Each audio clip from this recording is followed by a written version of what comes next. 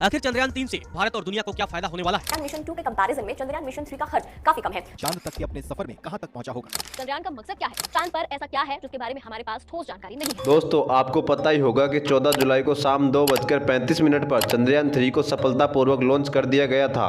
लेकिन क्या आप जानते हैं कि चंद्रयान 3 से भारत को क्या फायदा होगा, कितना इसका बजट है और चंद्रयान 3 कब तक चांद पर पहुंचेगा और आखिर ये चांद पर पहुंचकर करेगा क्या? दोस्तों, आपको पता ही होगा कि रूस को चांद पर पहुंचने में 34 घंटे लगे थे। वहीं अमेरिका को चांद पर पहुंचने में 4 दिन लगे थे और चीन को भी चांद पर पहुंचने में 4 ही दिन लगे थे।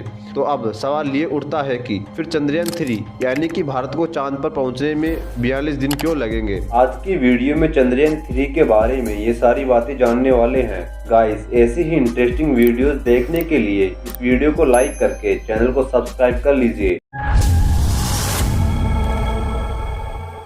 अंतरिक्ष का विस्तार कितना है, कहां तक है, ये किसी बुक में नहीं लिखा है। देखो, अगर अंतरिक्ष के विस्तार की खोज करनी है तो अंतरिक्ष की गहराइयों में छिपी संभावनाओं की तलाश में पहला पड़ाव चांद है। अब सवाल उठ रहा होगा कि चांद ही क्यों? आखिर चंद्रयान का मकसद क्या है? कोशिश इन रहस्यों से पर्दा उठाने की है। चांद पर ऐसा क्या है जिसके बारे में हमारे पास ठोस जानकारी नहीं है? ऐसे में इसरो की नजर अब चांद की सतह पर छिपे उन रहस्यों से पर्दा उठाने की है जिनके बारे में ज्यादा जानकारी नहीं है। चांद पर जा रहा रोवर इन्हीं रहस्यों की खोज करेगा। अब जानते हैं कि चंद्रयान 3 वहां जाकर करेगा क्या। सबसे पहले चंद्रमा की सतह पर लैंडर का सुरक्षित सॉफ्ट लैंडिंग कराना है। अमेरिका के नील आर्मस्ट्रॉन्ग चंद्रमा पर उतरने वाले पहले व्यक्ति थे। उसके बाद से गैर मानव मिशनों की होड़ सी लग गई है। अर्थ और यूनिवर्स के इतिहास का अध्ययन करने के लिए चंद्रमा वैज्ञानिकों का एक लक्ष्य बन चुका है। चंद्रयान 2 की तरह ही चंद्रयान 3 के पास भी एक लैंडर है जो कि चांद की सतह पर सॉफ्ट लैंडिंग करेगा और एक रोवर है जो कि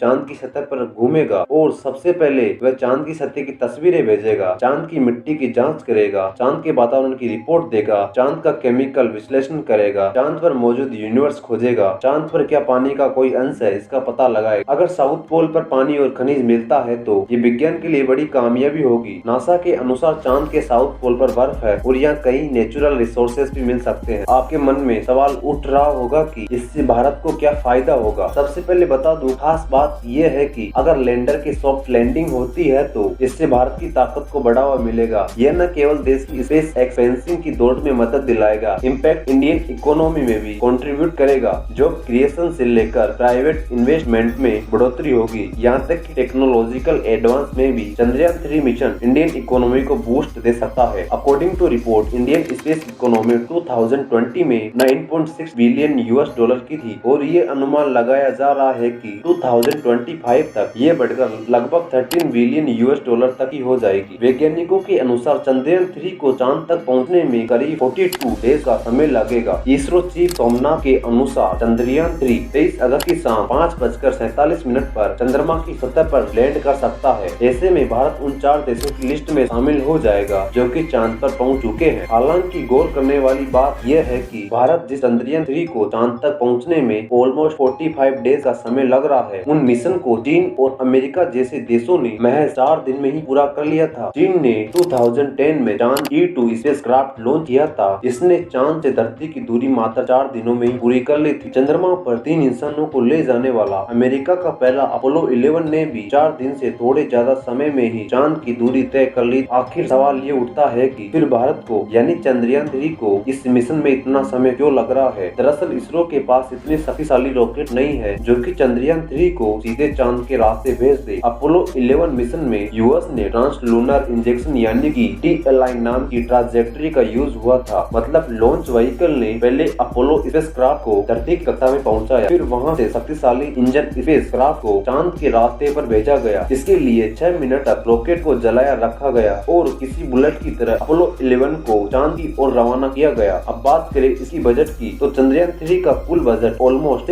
615 करोड़ रुपए है। लेकिन लिमिटेड रिसोर्सेज और लो कॉस्ट में इसरो ने जिस कामयाबी के साथ इस मिशन को पूरा किया है, काबिले तारीफ है। इसरो के लिए एक लाइक तो बनता है यार। इस वीडियो को लाइक करके कमेंट में जय हिंद लिख दो और ऐसे इंटरेस्टिंग वीडियोस के लिए जी न्यूज़ टीवी चैनल को सब्सक्राइब कर लीजिए।